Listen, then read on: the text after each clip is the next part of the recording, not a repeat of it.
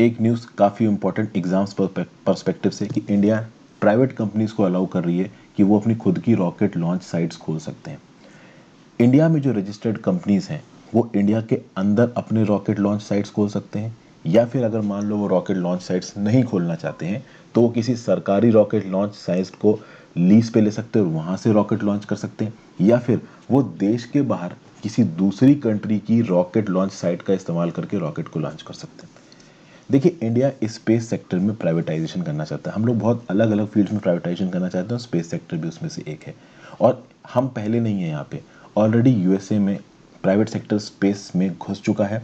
ये जो international space station है वहाँ पे बहुत सारी सप्लाईज स्पेस एक्स के रॉकेट्स पे जाती है। तो इस प्रकार की कुछ प्राइवेट कंपनी सामने आए, खुद के रॉकेट लॉन्चिंग साइट्स खोले, वहाँ से प्राइवेट कंपनी के रॉकेट्स लॉन्च किए जाएं, इसरो को हर लॉन्च में इन्वॉल्व ना होना पड़े।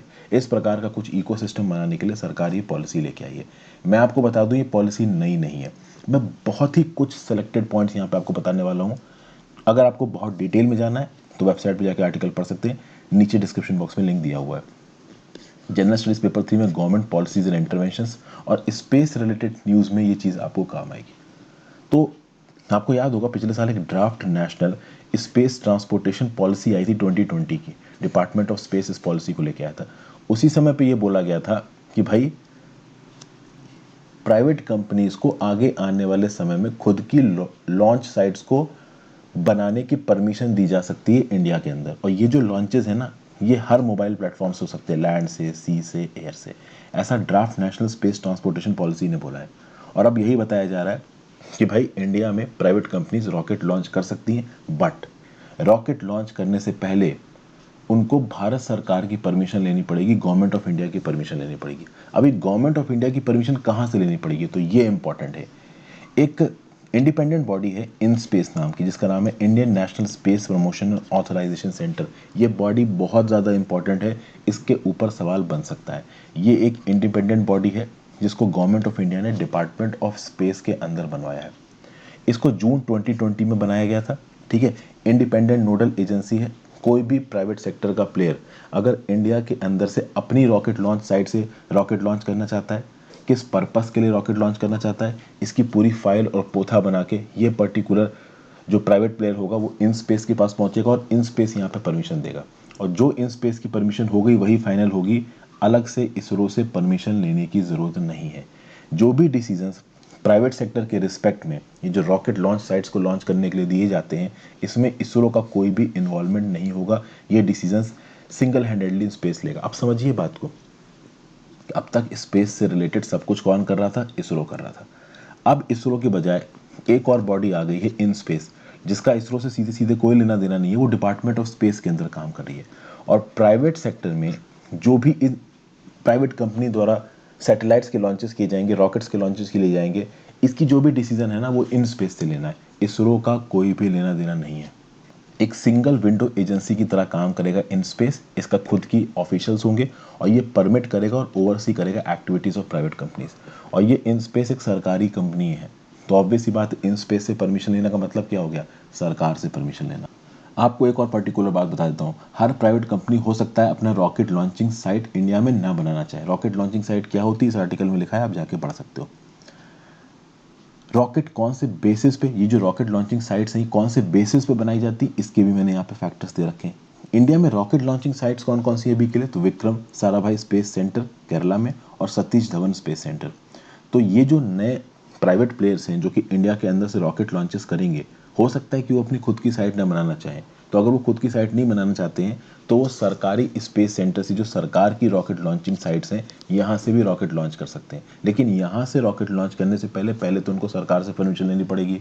और सरकारी फैसिलिटी इस्तेमाल कर रहे हैं तो इसका मतलब ये नहीं है कि सरकार ने बाकी सोशल सर्विसेज के लिए या जोग्राफिकल स्पैटियल, आप कह सकते हो एनालिसिस के लिए जो अपने खुद के लॉन्चेस प्लान किए थे उनको सरकार डिले कर देगी, नहीं। देखिए, ये जो सरकारी लॉन्च पैड्स हैं इनमें बहुत सारे इसरो के और हमारी भारत सरकार द्वारा बनाए गए आगे आने वाले में सैटेलाइट लॉन्चेस को प्लान करके रखा गया है, प्री प्लान करके। तो ऐसा नहीं होगा कि आगे आने वाले समय में ये प्राइवेट प्लेयर्स भारत सरकार को पैसा देने लगेंगे, ठीक है आपकी साइड से हम रॉकेट उड़ा रहे हैं तो हम अपने यूजेस के लिए, मिलिट्री यूजेज के लिए, अपने जोग्राफिकल यूजेस के लिए, अपने मीटोलॉजिकल यूजेस के लिए जो वेबसाइट्स, जो सैटेलाइट्स लॉन्च कर रहे हैं उनको हम डिले कर दें, ऐसा नहीं होगा। ठीक है ना। तो डेफिनेटली ये प्राइवेट प्लेयर्स इन स्पेस से परमिशन लेके भारतीय सरकार के रॉकेट लॉन्चिंग पैड को इस्तेमाल करके सैटेलाइट छोड़ सकते हैं, बट भारत सरकार इस बात को इंश्योर करेगी कि हमारे रॉकेट लॉन्चिंग पैड, जो सरकारी रॉकेट लॉन्चिंग पैड्स हैं, वो पहले लोगों के लिए जो वेबसाइट्स छोड़ी जा रही हैं उसमें इस्तेमाल हो। एक बात मैं और बता दूं, अगर हमारे देश की जो प्राइवेट प्लेयर्स हैं जो कि इंडिया में रजिस्टर्ड हैं और वो मान लो किसी दूसरे देश की रॉकेट लॉन्चिंग साइट को चुनते हैं, तो उनको उस देश की सरकार से परमिशन लेनी पड़ेगी, और साथ साथ वहां पे अगर मान लो कोई गलत इंसिडेंट हो जाता है तो उसके लिए गवर्नमेंट ऑफ इंडिया रिस्पॉन्सिबल नहीं होगी। तो मान लीजिए भारत देश की कोई प्राइवेट कंपनी आपका फ्रांस से जाके कोई रॉकेट लॉन्च कर रही है और वहां पे रॉकेट में कोई इंसिडेंट हो जाता है और काफ़ी नुकसान हो जाता है, तो उसकी भरपाई भारत सरकार नहीं करेगी। भारत सरकार इज नॉट रिस्पॉन्सिबल। वो प्राइवेट कंपनी से बोल देगी तुमने गड़बड़ किया है, तुम निपटो।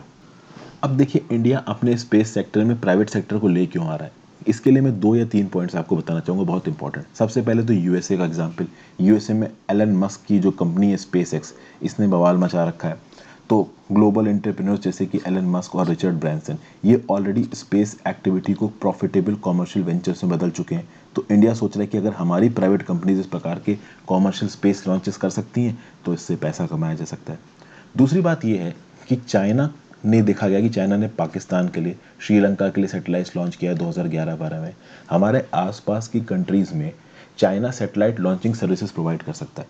तो अगर हम भी अपने प्राइवेट सेक्टर को डेवलप करके सैटेलाइट लॉन्चिंग सर्विसेज अपने नेबरहुड में प्रोवाइड कर सकें तो कहीं ना कहीं चाइना के खिलाफ हम एक पुशबैक कर सकते हैं।